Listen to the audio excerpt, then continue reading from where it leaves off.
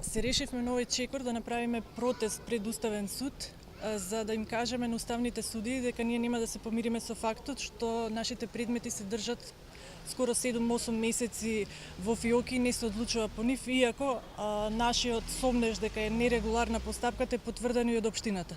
Значи, оние докази што им се потребни за да ги одлучат, веќе ги имаат. Доволно е само да се стават на дневен ред и да се одлучи по нив. Наместо тоа, истовремено за тие дупови бараме и стопирање на сите действија што произлегуваат од тие акти, тоест за запирање на сите градби што се во тек на тие дупови, и затоа е многу важно што поскоро да се донесат. Меѓутоа, судиите некако решаваат да земат некои предмети што и не се толку важни според нас, и се наоѓаат пред нашите, поднесени по нашите приставки, и затоа сметаме дека треба да бидеме многу гласни. Нас граѓаните ни оставено дека не можеме ништо да направиме кога се во прашање вакви постапки, дека сме немојкни пред градежната мафија, дека сме немојкни во правниот лавиринт. Пред изборите ни ветуваа дека све тоа ќе биде стопирано, дека враците им се врзани со законите.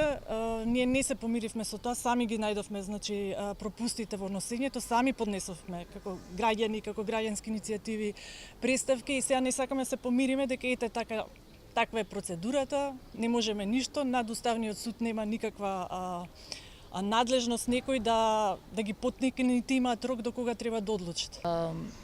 Едниот предмет, тоа е иницијативата што е за дупот Тафталиџе 1, беше во јануари месец, значи, ставена како дневна точка од седницата на Уставен суд, меѓутоа беше повлечена. Беше повлечен предметот, значи, за одлучување, и од тогаш, значи, од јануари месец, крај на јануари месец, сега сме веќе почеток, значи, на мај, предметот воопшто не е вратен. Што значи сите документи, сите наоди, они ги имале затоа што беше ставен за одлучување, да се донесе одлука. Оповлекувањето одлуката ја нема. Меѓутоа, во случај да судот одлучи под некои ненормални, значи, услови, тоа би значило комплетно бетонирање, затнување на просторот од каде што ние Карпош сега, барем овој дел што е Карпош 4, Карпош 3, добива воздух, а знаеме загадувањето особено, значи, во грејните месеци колкаво е, тој дел ќе биде тотално блокиран, и не е само, значи, прашање на загадување на воздухот, тука доаѓаме, значи, прашање и појавата, значи, на топлотни острови, значи, температурите во лето зголемени поради исто немање циркулација, недоволно зеленило, со недостаток на вода, онда поплави во одредени периоди на годината. Ова се гради покрај Вардар, каде што не би смеело. Значи, тој дел не е за џабе оставен од времето урбанистички да нема згради, значи, во тој дел. Така да, за нас е тоа катастрофа.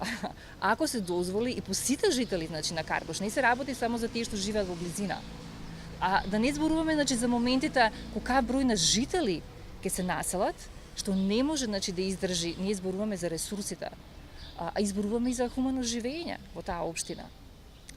Сообраќај, циркулација, значи, на возила и се тоа што бара, сите потреби на тие луѓе што би живееле тука.